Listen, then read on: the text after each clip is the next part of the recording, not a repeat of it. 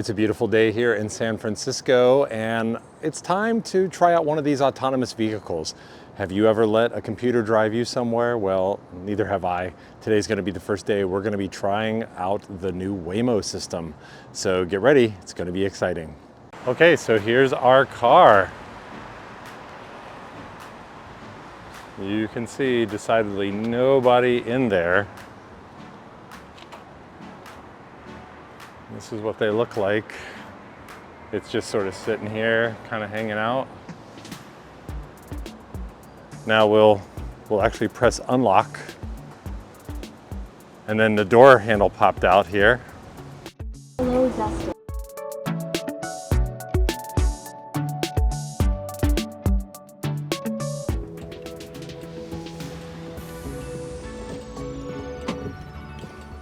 Hello from Waymo. As we get going, just give us 1 minute to cover a few riding tips. This experience may feel futuristic, but the need to buckle up is the same as always. So keep your seatbelt fastened, please. If you're traveling with little ones. Uh-oh. Busted! You can also use the app or passenger screen to speak to a rider support agent at any time. In the rare case of an emergency, please keep your seatbelt fastened and remain in the car unless there's an urgent need to exit. Rider support will connect with you and provide assistance. Finally, relax and thank you for riding with us.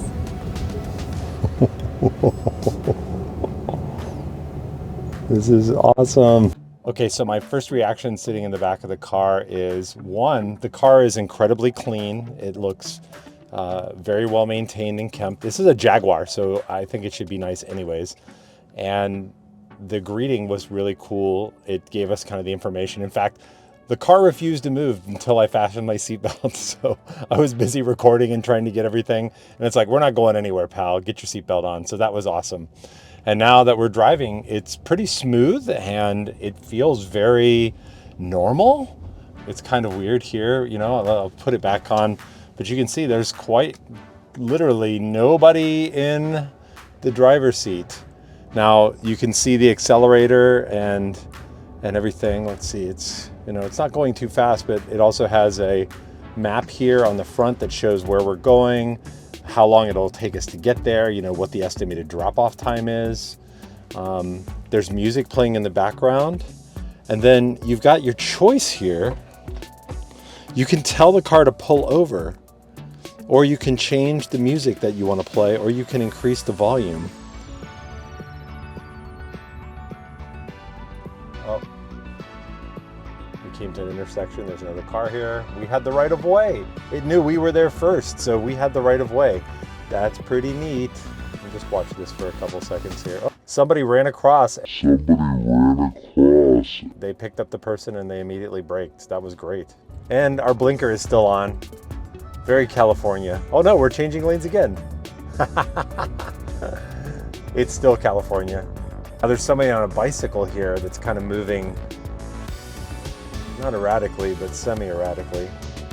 He's trying to make a decision. Oh, we stopped for him. The city has got to be one of the hardest places for them to actually try to solve this problem, because there's so many variables, and if you can do it in the city, then you can probably do it anywhere.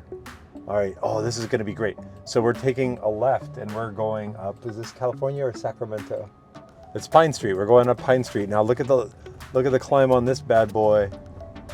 This is a pretty steep hill.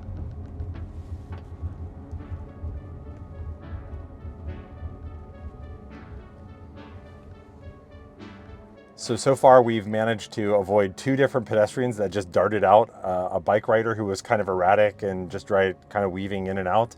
We've also changed lanes a couple of times, and now we're going up and balancing on one of San Francisco's steep hills. It's not the steepest hill that we've got here, but this is one of them. So it's actually really impressive, this technology. And I mean, it's just as bumpy as if it was a human driver, to be honest. My impressions are very positive so far. It's no major problems. Just really pretty amazing to be living in the future like that. Okay, so now there's lots of This is a tricky part of the road here up on Pine Street because we will be dodging around. See this guy trying to back in and pull perfect. Yep, we're getting around him just fine. All these little problems that you have to solve that you don't think of when you're the driver. You just do them very naturally, and it looks like the Waymo system has actually solved it. When you get in, there's actually this hello card that tells you that you need to buckle up properly. It tells you that you can bring a car seat, so children are allowed. It tells you how to set the belt for pregnant riders, to look out for bikes, to call on helpful humans, which you can reach directly from the touchpad here that's facing me in the back seat. And then of course they want to know about how your ride was. This is kind of an interesting display here. You can see Waymo's visualization of the cars around it, and then there's also like the traffic, and it correlates. Like this is essentially what it's seeing around. It sees people. Those people are over there on the corner. After just a few minutes, this just feels like a normal, comfortable car ride. The air conditioning is really nice. As I said, everything is nice and clean here. Up, Waymo, get that yellow. It went through a yellow light, which is fine. So I could see how an autonomous vehicle could be really helpful for folks who obviously are unable to drive themselves places. Think about seniors, folks going to a doctor's visit. There's lots of reasons why, outside of just the normal getting around the city, that this might be a really valuable way. And of course, nobody's getting impatient, and the AI is never going to get tired. Right?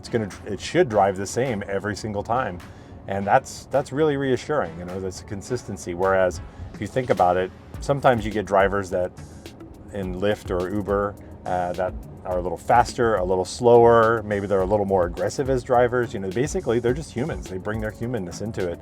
And to be honest, I would never expect this car to not be safe. That's really reassuring.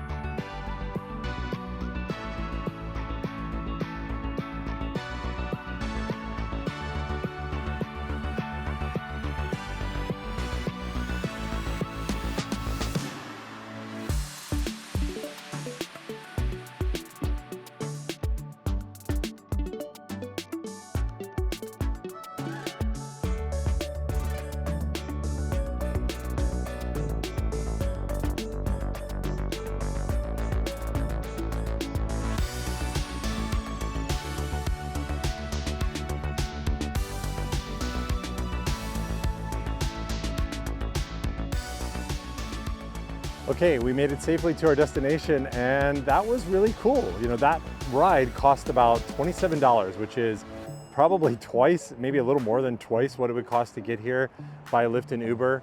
But it was super safe. Just a couple of times where it felt a little bit wonky. All told, I would absolutely ride it again.